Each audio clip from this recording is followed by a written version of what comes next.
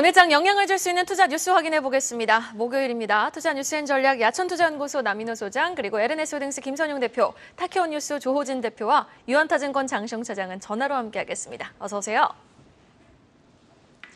자, 바로 첫 번째 이슈 만나보겠습니다. 지금 미국 고용 둔화에 다시 수면 위로 고개를 든 경기 침체 우려, 그리고 연준의 긴축 기조는 이제 그만인가? 뉴스 한번 확인해 볼게요.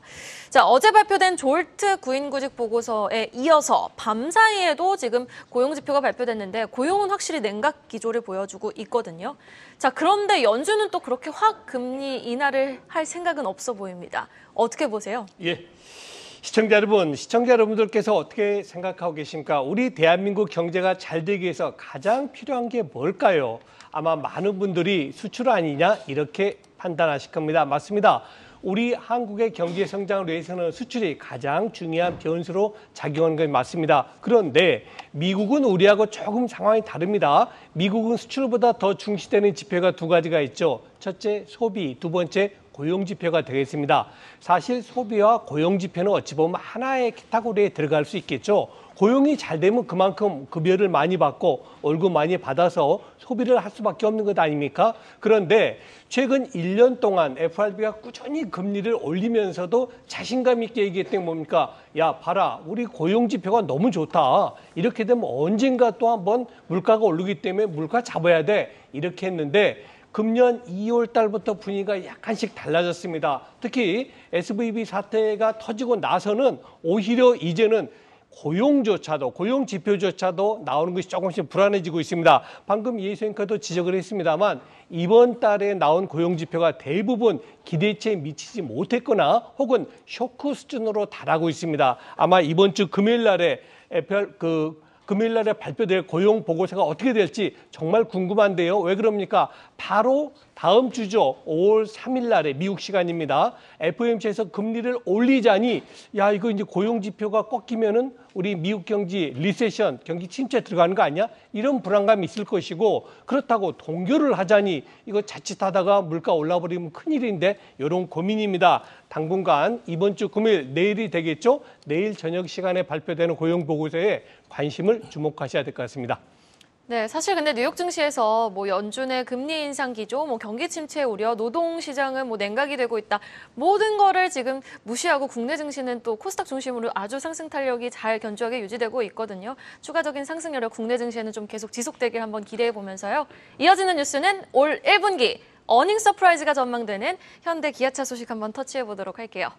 자, 기아가 어제 인베스터 데이를 열었습니다. 향후 글로벌 전기차 판매 목표치를 공격적으로 상향 조정했는데 사실 목표치는 그동안에도 계속해서 올려잡긴 했거든요. 새로운 관전 포인트가 있을까요? 네, 이제 기아차가 어저께 여의도 콘레드 호텔에서 2023년도 CEO 인베스터 데이를 어제 개최를 했습니다. 일단 이 자리에서 2030년도 글로벌 430만 대 판매하겠다, 그리고 전기차 160만 대를 포함한 친환경차를 이제 238만 대를 판매하겠다 등 전동화 중심의 중장기 사업 전략도 같이 발표를 했습니다. 또한 이 기간 동안 매출은 160조 원, 그리고 영업이익 16조 원, 영업이익 10%를 제시를 했는데요. 일반적인 수치라고 보시면 될 것 같습니다. 지난 2020년 이후에 사실 기아는 이제 매년 CEO 인베스터 데이를 개최를 하면서 이제 기아의 미래 비전을 좀 공유를 해왔었는데요. 일단 작년에는 기존에 이제 2030년 목표치보다 판매 대수의 경우에는 30만 대, 한 7.5% 정도 증가했다고 보시면 될 것 같고요. 친환경차 판매는 32만 대, 15.5% 정도 증가한 수치를 발표했다라고 좀 보시면 될 것 같습니다. 기아차 일단 올 상반기에 전기차 플래그십 모델이죠. EV9을 비롯해서 2027년까지 총 15종의 전기차 풀업 라인을 이제 구축하겠다는 계획을 가지고 있고요. 일단은 전기차 모델 수도 현재 지금 좀 늘리겠다, 한 개 차종을 더 추가하겠다, 이런 계획까지 추가로 발표를 했습니다. 추가로 이제 지난주 금요일 날 이제 IRA가 세부 사항이 발표가 됐죠. 이에 따라서 미국의 전기차를 최대 5종 생산을 검토를 하겠다라는 그런 내용까지 발표를 했고요. 일단 현지의 정책에 대한 어떤 리스크를 좀 줄이기 위해서 이제 생산 거점까지 다변화를 진행할 것으로 예상됩니다. 1분기는 되게 좋은 기회라고 이제 우스갯소리로 이제 현대차, 기아차에게 삼성전자를 제낄 수 있는 굉장히 좋은 기회다, 이런 우스갯소리도 나오긴 하는데 어쨌든 그만큼 지금 실적에 대한 기대감이 굉장히 좀 높은 것 같습니다. 참고하셔가지고 투자해보시면 좋을 것 같습니다. 네, 실적에 대한 기대감은 점점 높아져가고 있다. 현대차, 기아 정리를 해주셨고요. 2030년까지 글로벌 시장 목표치 320만 대비 지금 34%나 상향 조정했거든요. 430만 대 판매 계획을 제시한 기아. 여기에 막대한 자금을 좀 투자하겠다라고 대규모 투자 단행도 공시를 통해 밝혔죠. 조진 대표님. 예, 맞습니다. 그 기아차가 이제 현대차의 이제 동생이라고 우리가 알고 있고 또 그렇게 이제 인식을 하고 있지만 사실 작년부터 기아차의 어떤 그 수출이나 이제 대외 인지도는 이제 현대차를 추월하려고 하고 있습니다.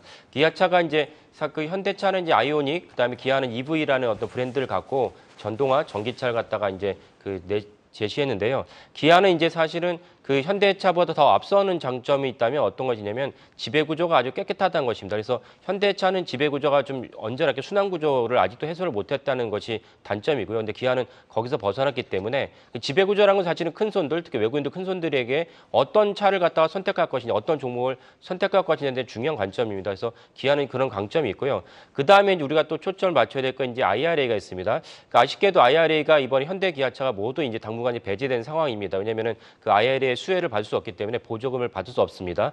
보조금을 받을 수 없다는 것이 바로 이제 올해 1분기의 실적에 이제 드러날 것으로 보입니다. 실제 어떻게 드러날 거냐면 미국 현지에서 현대 기아차보다 하위에 있던 그 GM이 이제 3위로 올라설 거라고 이제 전망이 나오고 있습니다. 그러니까 이 점이 현대 기아차에서 발등에 떨어진 불인데 어쩔 수 없이 조지아 공장을 빨리 단축해서 그 조지아 공장의 완공 시한을 빨리 단축해서 짓는 수밖에 없습니다. 근데 현대 기아차의 또 다른 장점이 무엇이냐면 세계 완성차 중에서 제일 빨리 완성차 공장을 갖다 짓는 기업이 이제 현대 기아차 그룹입니다. 이 때문에 이제 중국에서도 뒤늦게 진출했지만 베이징과 이제 중국 곳곳에서 완성차 증설을 갖다가 단시간에 마무리할 수가 있었습니다. 이 점이 현대 기아차의 또 가장 큰 장점이고 사실은 뭐 굳이 이렇게 빨리 짓고 이제 그 가동을 갖다가 현실하는 것은 현대 기아차만의 장점이 아니고 우리나라 국민의 근성이자 우리나라의 모든 기업의 장점이라고 볼 수가 있죠. 이 점이 현대 기아차의 어떤 그 현실화될 수 있는 그런 장점이라고 볼 수 있습니다. 또 하나 주목해야 될 점은 이제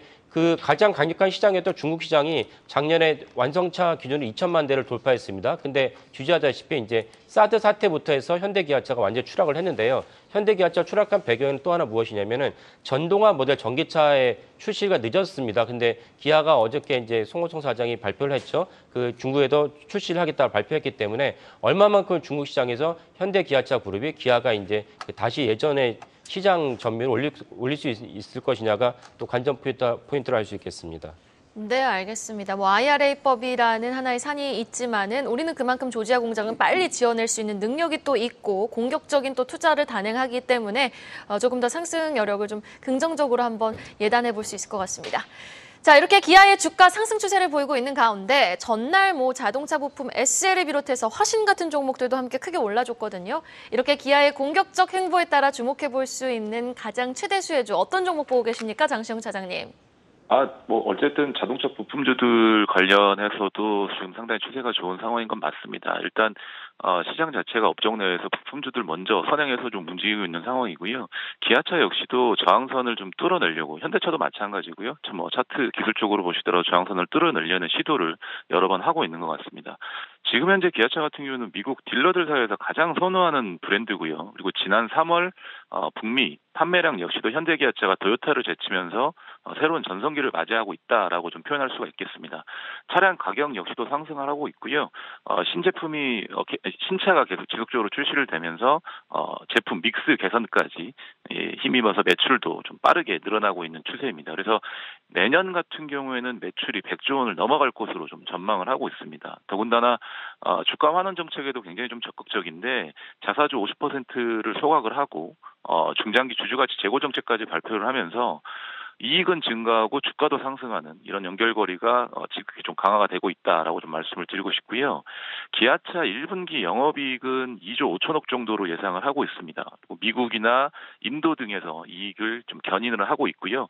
핵심 지역의 판매가 1분기 내내 호조를 좀 보이고 있고 딜러들에게 지급되는 인센티브도 굉장히 좀 낮게 유지가 되고 있습니다. 그리고 원달러 환율도 지금 1,300원대를 다시 좀 돌파를 하면서 우호적인 환율 환경까지 조성이 되고 있기 때문에 현대기아차에 대한 어떤 관심, 특히나 이제 기아차 같은 경우는 지속적으로 현대차에 비해서 좀 저평가를 받아왔는데 앞으로는 현대차보다 저평가를 받을 이유가 전혀 없다라고 좀 생각이 들고 있고요.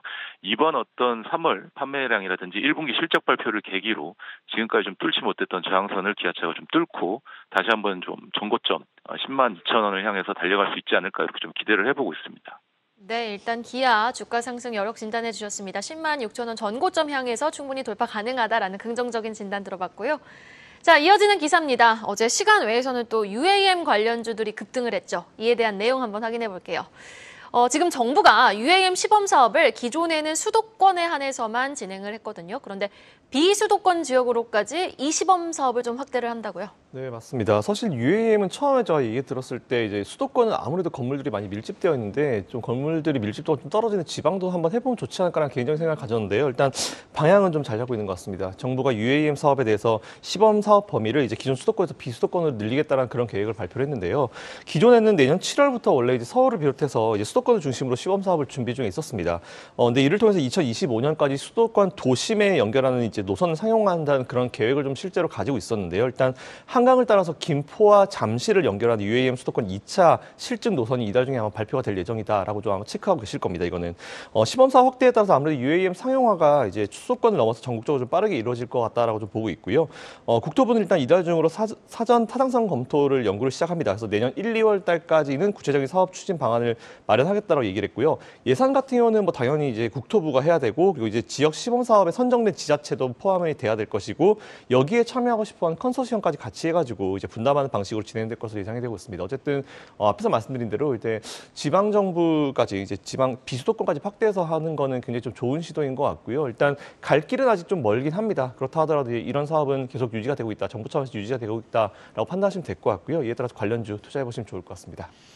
UAM 상용화 이제 수도권을 넘어서 전국적으로 좀 빠르게 이루어질 것으로 보이는데 어제 시간 외에서는 지금 종목을 보면은 네온테크라든지 베셀이 상한가를 기록했거든요.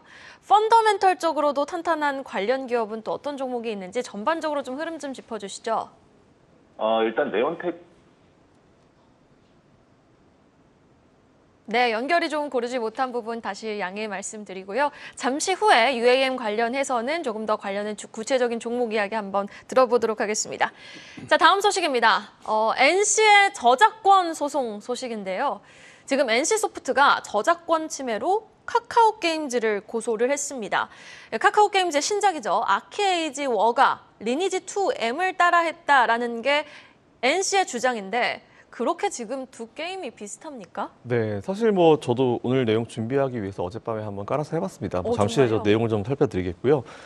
사실 작년까지 저는 사실 이 기사 처음 보고 나서 이제 바로 생각한 게 뭐였냐면은 이제 좀 제대로 걸렸구나 이 정도 생각이 좀 들었었는데 작년까지 사실 무분별한 물적 분할 굉장히 많이 해서 카카오 그룹주가 전체적으로 우리 시장에 좀 영향을 좀 많이 줬습니다. 근데 이번에는 표절 문제가 좀 발생을 했는데요. 두 가지 이슈가 있습니다. 일단 어제는 카카오계에서 카카오 헬스케어가 이제 그 스타트업이 준비한 건강관리 서비스를 이제 그대로 유사하게 이제 했다라고 해서 논란이 좀 일었었는데 일단 이건 좀 중립기여를 좀 봐야 될 것 같습니다. 일단 스타트업은 아이디어를 뺏겼다라고 얘기하고 카카오는 사실 무근이다라고 주장했는데 서로 앞으로 어떻게 이야기가 주고하고 있는지 좀 지켜보실 필요가 있을 것 같고요. 근데 사실 NC소프트는 좀 다릅니다. 뭐 대형 기업이잖아요. 일단 저작권 침해 및 부정경제 행위 소송 제기를 했는데 이건 조금 문제가 있는 것 같습니다. 카카오 게임즈의 이제 아케이지 워가 이제 리니지2M을 모방했다라고 소송을 했는데 일단 일부 게이머들과 유튜버 사이에서는 분명히 이 얘기가 좀 유사 지적이 여러 차례 나온 것 같습니다. 근데 사실 RPG 게임이라는 것 자체가 거기서 사실 보통 편하게 얘기하면 다 거기서 거기이기 때문에 유사점이 좀 발견될 수밖에 없을 것 같아서 제가 개인적인 의견으로 좀 드리기 위해서 어젯밤에 한번 깔아서 해봤는데요. 이거는 좀 그 생각이 들 수밖에 없을 정도로 유사하다는 느낌이 좀 들긴 들었습니다. 다양하게 좀 유사한 부분이 있었기 때문에 일단 이거는 법원에서 판단할 문제인 것 같고요. 어쨌든 이런 표절 문제가 나오면 안 되겠죠. 이제 사실 게임에서 제일 중요한 건 독창성인데 자꾸 남는 거 따라하면 안 됩니다. 뭐 다른 나라 뭐 어떤 나라 항상 그렇게 하잖아요. 이제 이런 부분이 없어야 될 것 같고요. 게임 사업주 안 그래도 안 좋은데 이런 이슈 나오면 좋지 않을 것 같습니다. 어쨌든 독창적인 게임을 발표를 해서 게임 산업이 좀 다시 활발하게 좀 진행이 됐으면 좋겠다는 개인적인 생각을 가지고 있습니다. 네, 그러니까요. 지금 뭐 사실 2021년에도 NC소프트가 소송에 들어간 R2M도 아직까지 지금 진행 중인 것 같거든요, 소송이. 그런데 추가적으로 이렇게 아케이지2에 대한 소송건 소식이 들려왔는데 게임주들 지금 뭐 금리 인하를 단행한다라는 소식도 있는데 여기에 대해서 성장주들의 투심이 살아나길 바라는데 게임주들은 계속 발목을 잡히는 것 같아요. 전반적인 오늘 주가 타격 좀 예상을 해야 될까요? 어떻게 보십니까? 그래도 사실 NC소프트 같은 경우는 어찌 보면은 그렇게 크게 타격이 없을 수도 있을 것 같습니다. 물론 뭐 이런 어떤 소송건이라든지 기타의 어떤 다른 재반 사항들 때문에 주가가 흔들릴 수도 있겠지만은 전체적으로 실적의 어떤 영향이 좀 크지 않았나 싶습니다. 일단 NC소프트 같은 경우는 1분기 실적으로 매출액이 4,980억, 영업이익이 411억 정도 전망되는데 영업이익 컨센서스 기준 자체를 하회하는 수준입니다. 비용 이슈도 없지만은 기존 게임 매출이 지속적으로 좀 하락한 데 따라서 실적이 좀 부진한 것 같습니다. 다만 2분기를 지나 3분기까지 시간이 좀 흐르다 보면은 신작, 그러니까 우리가 기대하는 대작이 좀 출시가 되는데 트론 앤 리베트라는 TL이 지연이 되기 시작하면 3분기에 출시가 좀 될 가능성이 높습니다. 글로벌 퍼블리셔가 아마존 게임즈로 좀 결정이 됐는데 북미, 일본, 유럽 지역 등이 아마존이 기존 주력 지역인 한국, 대만 이런 부분들은 이 NC소프트가 직접 퍼블리싱하는 구조가 예상이 되는데 조만간 이런 부분들이 좀 진행이 되고 글로벌 마케팅 행사라든지 어떤 주요 행사들이 좀 진행이 되다 보면 모멘텀이 좀 살아나면서 바닥 부분에서 주가가 좀 반등할 수 있는 상황을 좀 만들어낼 수 있을 거라고 생각을 합니다. 그래서 지금 사실 어떤 앞서 언급해 주신 소송건이라든지 기타 어떤 실적이라든지 이런 부분들 때문에 주가가 추가적으로 오르지 못하고 바닥 부분에서 횡보한다고 한다면 오히려 저가 매수를 할 수 있는 기회로 좀 활용을 해보시면 좋을 것 같고요. 2분기를 지나서 실적에 대한 이슈가 좀 마무리되고 3분기부터 본격적인 신작 게임에 대한 어떤 모멘텀이 좀 살아나는 그 시점부터 주가가 상승하는 그런 부분들을 좀 기대를 해보는 시기가 좀 돼야 되지 않을까 이렇게 좀 말씀을 드리고 싶습니다. 네, 뭐 소송건도 소송건이지만 2분기 실적 부진이 불가피하기에 일단 좀 중장기적으로 게임주는 놓고 조정 시 매수 관점이 유효하겠다라는 진단 내려주셨습니다. 자, 그러면 얘기하다 끊긴 부분 다시 한번 계속해서 이야기 이어가 보도록 할까요? 지금 UAM 상용화 이제 수도권을 넘어서 전국적으로 빠르게 이루어질 것으로 보이는데 어떤 종목 주목해보면 좋을까요, 차장님?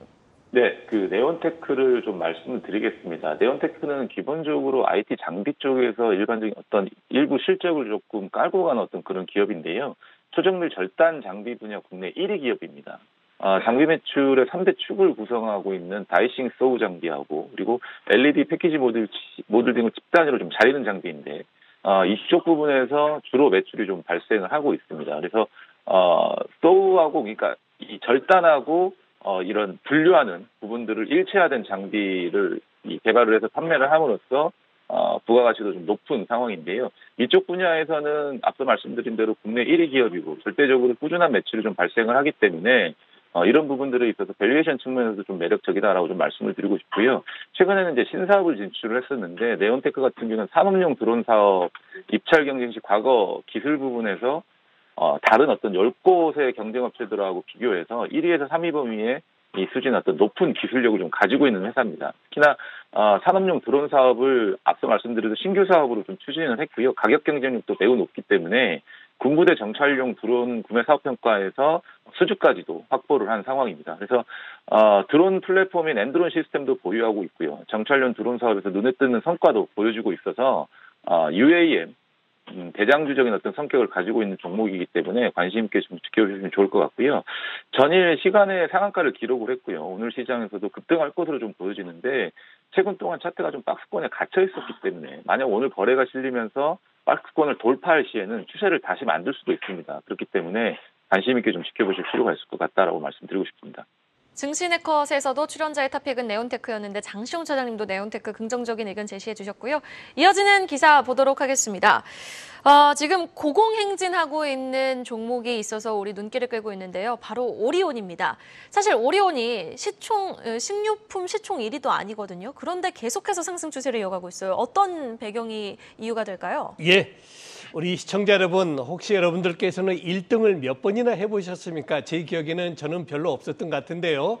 우리 식료품계 시가총액 1위가 어딘 줄 아십니까? 대부분 분들은 당연히 CJ 제일제당 아니야? 이렇게 생각하실 겁니다. 아닙니다. 지난 2월 23일 날이죠. 오리온이 시가총액이 제일제당을 앞서버렸습니다. 그리고 한 달이 지났는데요. 지금 오히려 그 격차가 더 커지고 있어요. 자료화면 나오고 있죠? 시총 1위군요, 지금. 네, 그렇습니다. 오리온 5조 4천억, 그리고 CJ가 4조 8천억입니다. 정말 놀랍죠. 우리가 흔히 생각하는 농심이라든가 하이트진로, 롯데칠성보다도 오리온이 더 큽니다. 야, 과연 오리온이 뭘 팔길래 어디에서 저렇게 시총이 커진 거야? 네, 답은 국내가 아니고 해외 쪽이었습니다. 중국의 소비가 조금씩 살아나면서 1번, 중국, 2번이 어디냐면 베트남과 러시아인데요. 작년에 동년 대비해서 베트남은 38%가 증가했고요. 러시아는 자그마치 그 직전 연도보다 79%의 높은 매출 성장했습니다. 다만 한 가지 좀 부담스러운 거 있습니다. 지금 자료화면 나오고 있습니다만 오리온의 주가 어떻습니까? 말 그대로 쉬지 않고 조정 없이 꾸준히 올라갔습니다. 반면에 지금 2위로 한 칸 내려간 제1재단 같은 경우는 조정을 보이고 있다는 국면입니다. 자, 앞으로도 오리온을 가지고 계신 분, 지금 제가 오리온 매수하세요 그 개념 절대 아닙니다. 오리온을 가지고 계신 분들은 어디에 포커스를 맞추셔야 될 것 같냐면요. 해외 쪽, 즉 중국이라든가 러시아, 베트남의 매출이 지금처럼 계속 잘 이루어지고 있는가를 꾸준히 보셔야 될 것 같습니다. 네, 이렇게 1년 새 주가가 41%나 상승하면서 식료품 부문 시총 1위로 탈환한 오리온. 추가 상승 여력 궁금한데요. 장시용 차장님 어떻게 보고 계십니까?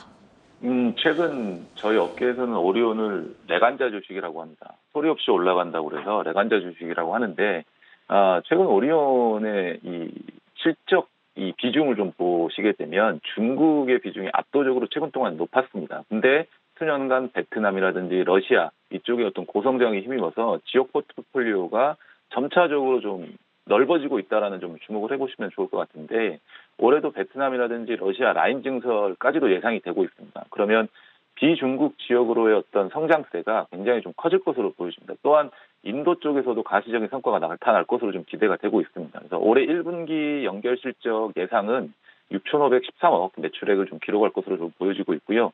영업이익은 1,060억 정도를 전망을 하고 있습니다. 한국, 중국, 베트남, 러시아 전 지역에서 전략 채널이라든지 카테고리 중심 분포 확대로 좀 매출이 성장을 하고 있고요.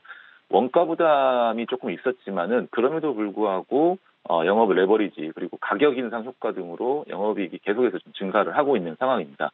올해 같은 경우는 국내 가격 인상 효과도 반영이 될 것 같고요. 신제품 판매도 호재가 될 것으로 예상이 되고 있고, 중국도 팬데믹이 끝나면서 소비가 회복이 되면 그쪽 관련해서도 크게 기존의 어떤 중국 쪽에서의 큰 이 성장세를 이뤄냈던 부분도 다시 회복이 될 것 같고, 앞서 말씀드린 중국의 베트남이라든지 러시아 그리고 인도 쪽에서도 고성장세가 지속이 될 것으로 좀 보여지고 있어서 올해 전체 연결 매출액도 작년 대비해서 한 2에서 3%, 영업이익도 1% 이상 좀 증가할 것으로 예상이 되기 때문에 오리온 같은 주식이야말로 꾸준하게 장기적으로 좀 끌고 갈 수 있고 부담 없이 포트폴리오에 좀 담아둘 수 있는 주식이라고 좀 생각을 하고 있어서 눌림목 구간은 반드시 있을 겁니다. 기술적으로 봤었을 때 조금씩 올라가는 것 같지만 눌림목 구간이 있을 테니까 그 구간에서 좀 전략적으로 주가 매수를 해놓으시고 포트에 있는 듯 없는 듯 좀 묻어 놓으신다면 어느 순간 봤었을 때 내 포트에서 가장 큰 수익률을 낼 수 있는 종목 중에 하나가 될 수 있어서 잘 살펴보시면 좋을 것 같습니다.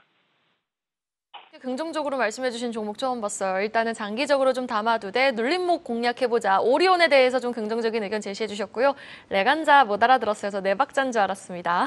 레간자 소리 없이 간다, 조용히 잘 간다라는 종목 오리온 한번 진단해봤고요. 이어서 공시 하나 더 체크해보겠습니다. 자화전자 주식 보유 비율 변동 공시가 나왔네요. 예, 자화전자의 계열사인 나노테크가 이제 차입을 했습니다. 차입도 사실 공시를 했고요. 근데 차입한 돈을 갖고 어디에 썼는지를 봤더니 원래 자기의 그 모회사를 쓴 자화전자 지분을 무려 230억 원이나 확대를 했습니다. 그래서 자화전자의 지분을 9.47%가 늘렸는데요.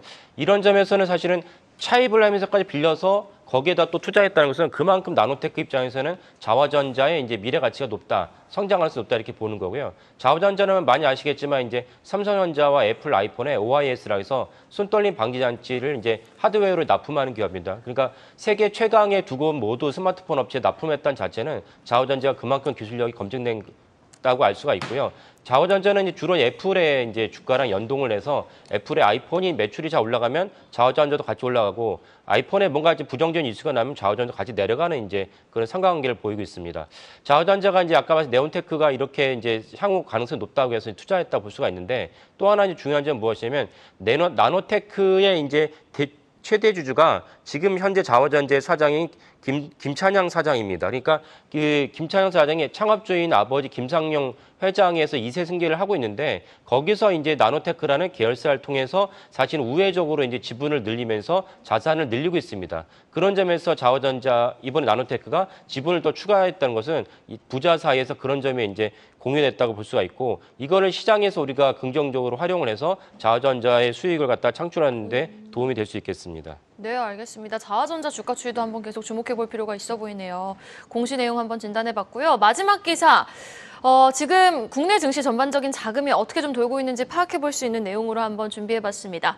지금 증시가 상승하면서 투자자 예탁금이 53조 원을 넘겼는데요. 그러나 개인들은 여전히 하락에 좀 베팅을 하고 있다고요? 예, 정말 우리 대한민국 개인 투자가, 라이언 투자가들 정말 대단하신 분들입니다. 코로나로 인해서 전 세계 주식시장의 폭락을 보일 때 우리 대한민국의 증시를 살린 게 바로 라이언 투자가들 아닙니까? 이번에 코스닥 시장을 다시 되살렸습니다. 자, 한번 자료화면 올려주시면 고맙겠습니다. 지금 고객 예탁금인데요. 작년 12월 달을 기점으로 해서 바닥을 확인하는 모습 보이고 있습니다. 지금 보이시죠? 작년 12월 달에 고객 예탁금이 46조까지 내려갔습니다. 본래 80조에 있었던 겁니다. 절반으로 내려갔는데 작년 12월 이후에 금년 들어서 드디어 개인 투자가들의 고객 예탁금이 증가 추세 보이고 있습니다. 약 7조 원 정도 늘어서요. 4월 3일 기준 53조 원에 달하고 있습니다. 게다가 형님이라고 볼 수 있는 코스피 시장, 유가증권 시장이 지금 하루 거래 대금이 11조입니다. 어제 한번 봐보십시오. 코스닥 12조 원입니다. 형님보다 더 많은 거래가 되고 있습니다. 그런데 마지막입니다. 그럼에도 불구하고 지금 코스닥 시장을 이끈 게 에코프로비엠 아니겠습니까? 2차 전지 중심으로 주가가 올랐는데 바로 여기서 개인 투자가분들이 매도에 나서고 있다. 공매도에 나서고 있는데요. 그 금액이 얼마냐? 자그마치 7,700억입니다. 유가증권 시장에 있는 LG 엔솔의 공매도가 가장 큰데 그게 지금 7,200억입니다. 그러니까 LG 에너지 솔루션보다도 더 많은 공매도를 에코프로 BM이 하고 있다. 그래서 저는 과연 누가 이길지는 뭐 지나봐야 알겠습니다만 제가 이 말씀은 꼭 드리고 싶습니다. 선견후행, 이제 내려갈 거야, 내려갈 거야, 내려갈 거야 하지 마시고 오히려 주가가 정말 조정 보이는 거 예컨대 이거도요. 10만 원짜리라면 내가 5% 정하면 9만 5천 원까지 내려가는 거, 즉 5% 조정을 보신 다음에 공매도에 나서는 게 좋지 않겠냐 하는 말씀을 드리겠습니다.